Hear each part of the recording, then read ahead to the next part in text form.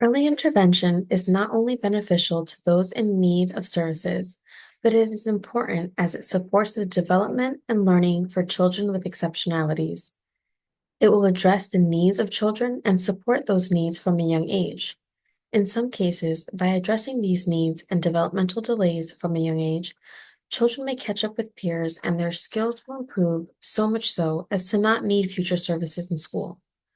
Early interventions also benefits the children as it teaches the families to work together to benefit and strengthen the developmental skill. Infants and toddlers experiencing developmental delays may qualify for early interventions. These services can be readily available to children from birth to 3 years old and be provided in their home or areas in their community, such as childcare facilities. Early intervention can hone in on different skills in areas such as physical skills like reaching, crawling, walking, drawing, or building, cognitive skills like thinking, learning, or solving problems, communication skills like talking, listening, or understanding others, self-help or adaptive skills like eating or dressing, and social or emotional skills like playing or interacting with others. There are many benefits of early interventions to families of the children with exceptionalities.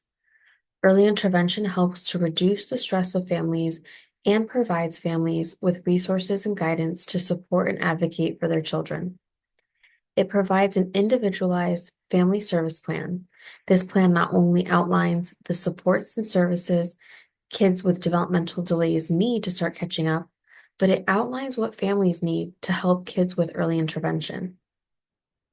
By really involving families in this plan, it also strengthens the bond between the parents and the children and allows them to learn and apply strategies that can calm the overwhelm.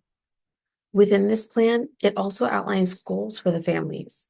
Some family goals might include such things as learning more about the child's disability, accessing childcare, participating in community activities, or meeting other parents.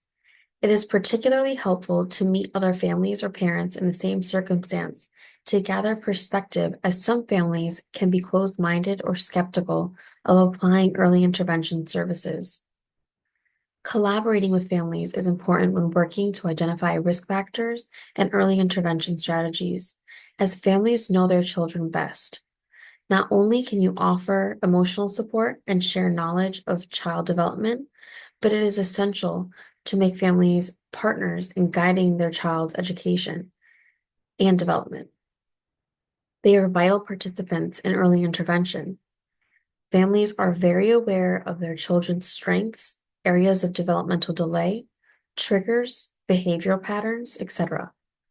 Also, in regards to early intervention strategies, by collaborating with families, they are the ones who are providing reinforcement at home, which leads to strategies' effectiveness and a better result in the child's growth and development.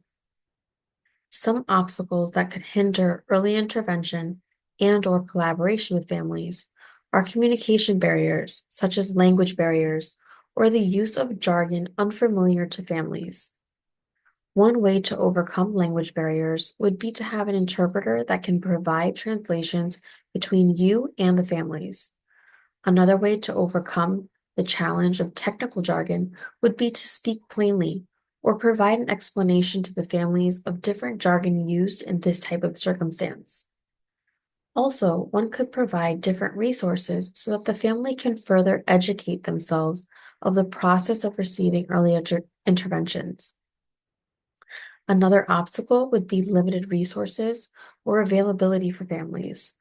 Whether families have multiple children, busy work schedules, or limited transportation, it can be difficult for some families to make it to meetings. One way to solve most of these problems could be to offer virtual meetings so that everyone can attend and participate. Also, one could work with the families in finding better times that work best for them and offering to meet during those available times. Another obstacle mentioned above would be families who are skeptical or closed-minded to receiving early intervention services. This points to the factor of how important it is to build good rapport with families from the start. Also, as an educator, it is important that when meeting with families, You focus on the positive and strengths of a student, as well as any concerns in areas with developmental delay. It is important to ensure you have detailed observations that you can provide the families with so they truly understand why you bring a concern to the table.